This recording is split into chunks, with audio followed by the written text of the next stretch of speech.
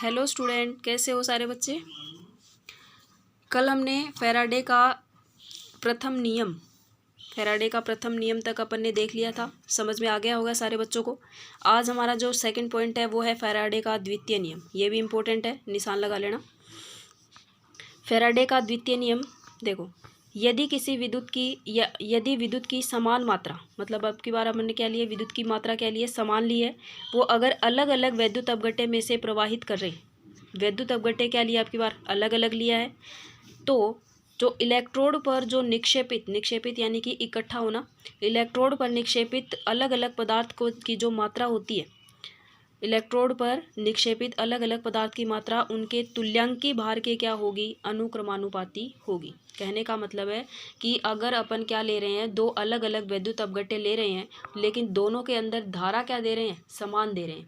दोनों के अंदर धारा प्रवाहित हो रही है, वो क्या हो रही है, समान हो रही है।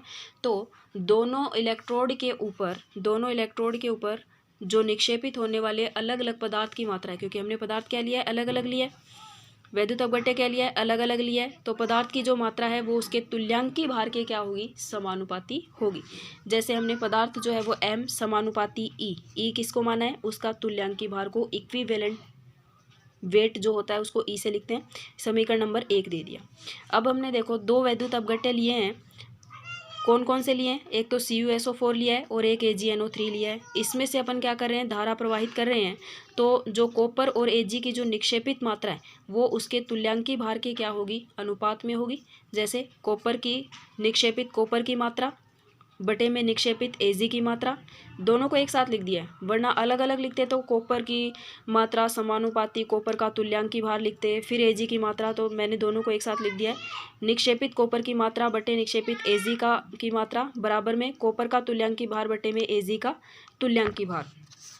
अब देखो अपन दो अपघटन सेल है, दो सेल है जिसमें अलग अलग वैद्युत अपघट्य है, तो उसमें होने वाले जो पदार्थ की मात्राएं हैं, मुक्त होने वाले जो पदार्थ या निक्षेपित होने वाले पदार्थ की मात्रा हमने मान ली क्रमशः M1 और M2, और उनके तुल्यांकी भार जो है वो क्या है, E1 और E2। तो जैसे समीकरण 1 क्या था, M समानुपाती E, तो वैसे ही समीकरण 2 बनाएंगे। अब की बार पदार्थ की मात्रा मैंने क्या मानी है, M1 मानी है, तो M1 समानुपाती E1 और M2 समानुपाती E2। समीकरण 2 और 3 से अपन क्या करते हैं, इसको अपन लिख सकते हैं M1 बटे में M2 बराबर में E1 और E2। अब फैराडे के प्रथम नियम से M1 बराबर क्या होता था, WIT होता था, तो M1 लिया है इसलिए W भी क्या हो जाएगा, W1IT, और W क्या था, रासायनिक तुल्यांक।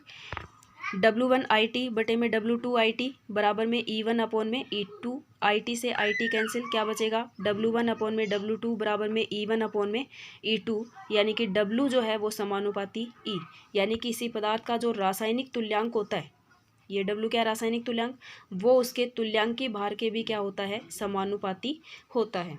अब जो एग्जाम्पल लिया था अपन ने AgNO3 का और CuSO4 का, उसको आगे बढ़ाते हैं। Ag का तुल्यांकी भार बटे में Ag का रासायनिक भार, Ag का तुल्यांकी भार बटे में Ag का रासायनिक भार, E बटे में W। अब ये फिक्स होता है कि Ag का तुल्यांकी भार जो होता है वो 107.88 होता है, और उसका जो रासायनिक भार होता है वो 0.00111180 होता है। तो जब इसको इसमें डिवाइडेशन करते हैं तो आता है 96,493 कुलाम, 96,493 कुलाम।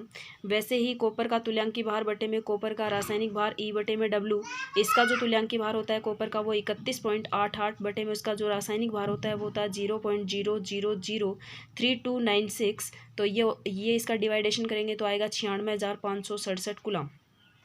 ठीक है, ये कुलाम के लिए लगाया, आवेश के लिए। तो किसी पदार्थ का 1 ग्राम तुल्यांकी भार, किसी पदार्थ का 1 ग्राम तुल्यांकी भार विलय करने के लिए जो आवश्यक विद्युत की मात्रा होती है ना, वो कितनी होती है, 96,500 कुलाम की आवश्यकता होती है।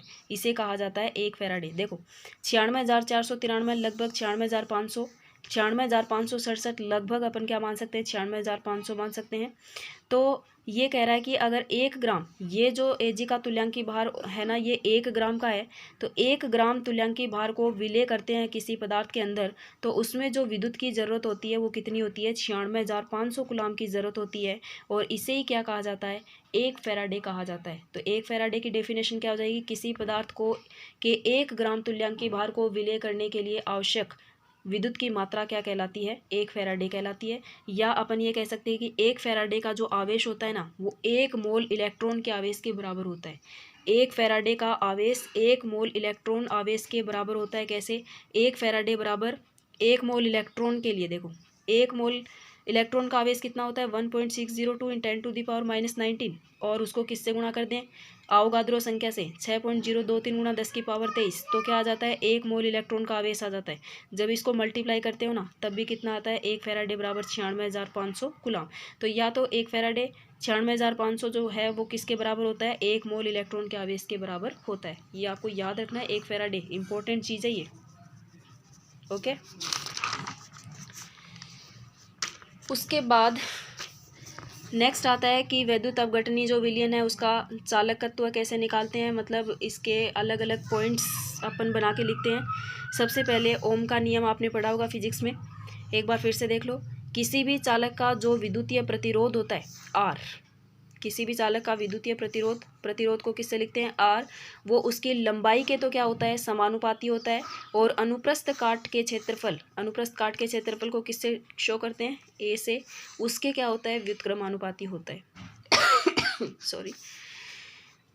चालक का प्रतिरोध उसकी लंबाई के समानुपाती और अनुप्रस्थ काट के क्या होता है? व्युत्क्रमानुपाती होता है। यानी कि आर जो है वो समानुपाती होता है एल के, समीकरण नंबर 1, और आर इन्वर्सली प्रोपोर्शनल होता है 1/a, समीकरण नंबर 2। समीकरण 1 और 2 से अपन क्या देखते हैं? लेफ्ट वाला पार्ट जो है वो सेम है, तो आर समानुपाती L/a। समानुपाती का साइन हटाते हैं तो एक नया नियतांक आता है रो।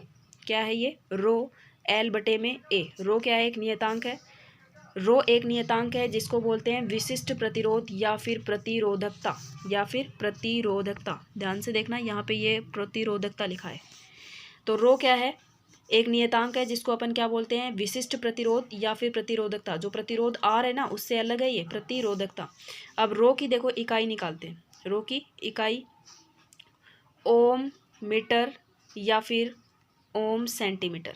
रो की इकाई क्या होती है? ओम मीटर या फिर ओम सेंटीमीटर। आर की जो इकाई होती है वो क्या होती है? ओम होती है। आर की इकाई क्या होती है? ओम होती है। यदि अपन एल को जो है वो 1 मीटर मान लें और ए को जो है वो 1 मीटर स्क्वायर मान लें, यानी एल जो है वो 1 मीटर तो लंबा है और उसका अनुप्रस्थ काट का क्षेत्रफल क्या है? 1 मीटर स्क्वायर है। तो जो आर होता है वो किसके बराबर हो सकता है? रो के बराबर हो सकता है।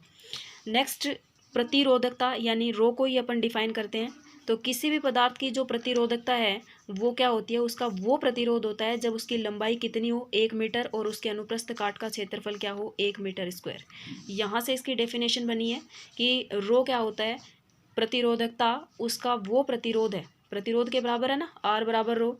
उसका वो प्रतिरोध है जब उसकी लंबाई तो कितनी होती है? 1 मीटर, और अनुप्रस्थ काट का क्षेत्रफल क्या होता है? 1 मीटर स्क्वायर। तब उसकी जो प्रतिरोध होता है, तब किसी पदार्थ का जो प्रतिरोध होता है वो क्या कहलाती है? उसकी प्रतिरोधकता कहलाती है। उसके बाद में देखो चालकत्व क्या होता है। विद्युत अपघट्य विलयन में प्रतिरोध के स्थान पर उसका चालकत्व मापा जाता है। जैसे नॉर्मल जो पदार्थ होता है अपना, उसके अंदर तो अपन क्या लेते हैं? प्रतिरोध लेते हैं। लेकिन अगर अपन विद्युत अपघट्य विलयन ले रहे हैं, विलयन कैसा ले रहे हैं? विद्युत अपघट्य ले रहे हैं, तो वहाँ पे जो प्रतिरोध आर है ना, उसके स्थान पर उसका क्या मापा जाता है? चालकत्व मापा जाता है, जो क्या होता है? प्रतिरोध का व्युत्क्रम होता है। प्रतिरोध का क्या होता है? उल्टा होता है। इसे अपन किससे लिखते हैं? सी से लिखते हैं। देखो सी बराबर किसका उल्टा होता है? प्रतिरोध का उल्टा होता है, यानी 1/r लिख सकते हैं। हमारे पास आर क्या था पीछे? आर बराबर क्या था? रो L/a। तो 1/r बराबर, अगर इसको 1 बट्टे की पोजीशन में अगर अपन लिखें तो 1 रो, ये क्या आ जाएगा? नीचे आएगा 1/r बराबर ये किस कहाँ आएगा? 1 रो, और ये उल्टा हो जाएगा। ए जो है वो ऊपर चला जाएगा और एल क्या हो जाएगा? नीचे आ जाएगा। कहने का मतलब है कि ऊपर वाले सबको 1 से डिवाइड कर दिया है ना, तो ये 1/r हो गया, ये 1/रो हो गया, और इसको जब लेके 1 करेंगे तो ए जो है वो ऊपर आ जाएगा। तो ये कंडीशन आ गई। तो 1/r की वैल्यू आ गई हमारे पास। उस 1/r की वैल्यू को अपन c के बराबर में लिख सकते हैं ना। तो c बराबर क्या आ जाएगा? 1/r a/l। 1/r a/l। अगर 1/रो को अपन एक तरफ निकालते हैं तो ये इस तरफ जाएगा, 1/रो ये इस तरफ आएगा तो सी डॉट यहाँ आएगा ना ये, और ये 1/r की पोजीशन में इधर चला गया तो C dot L/A, C dot L/A। अब देखो 1/रो बराबर में एक नया नियतांक आ गया कप्पा। तो कप्पा किसके बराबर रखा है, सी डॉट L/A के बराबर को क्या रखा है, कप्पा रखा है। ये क्या है, कप्पा, ये के की तरह ही है, थोड़ा 11th क्लास में पढ़ाया भी होगा। देखो आगे कप्पा क्या होता है, विशिष्ट चालक।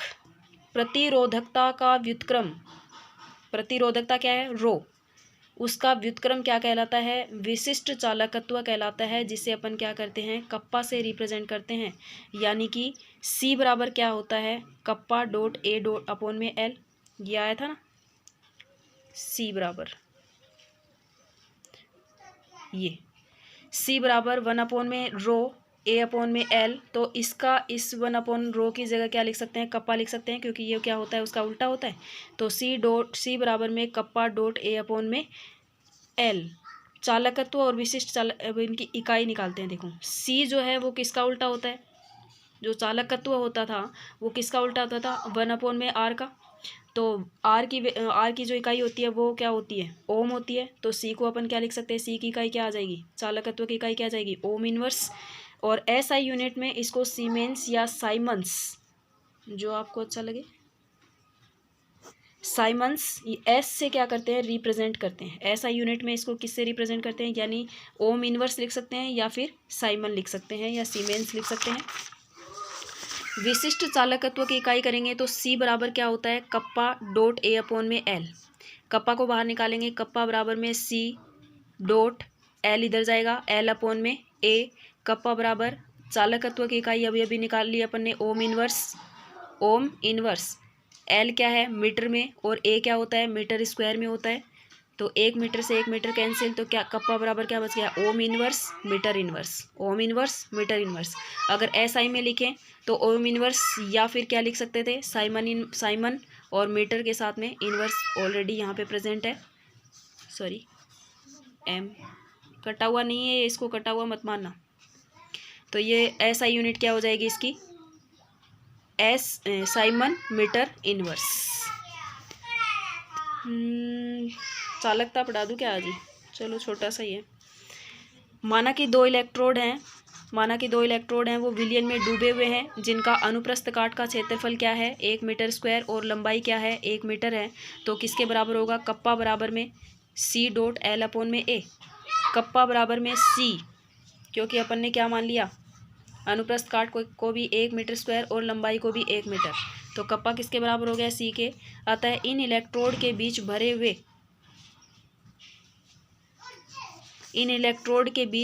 हुए विलयन का विशिष्ट चालकत्व है, उस विलयन की क्या कहलाती है, चालकता कहलाती है।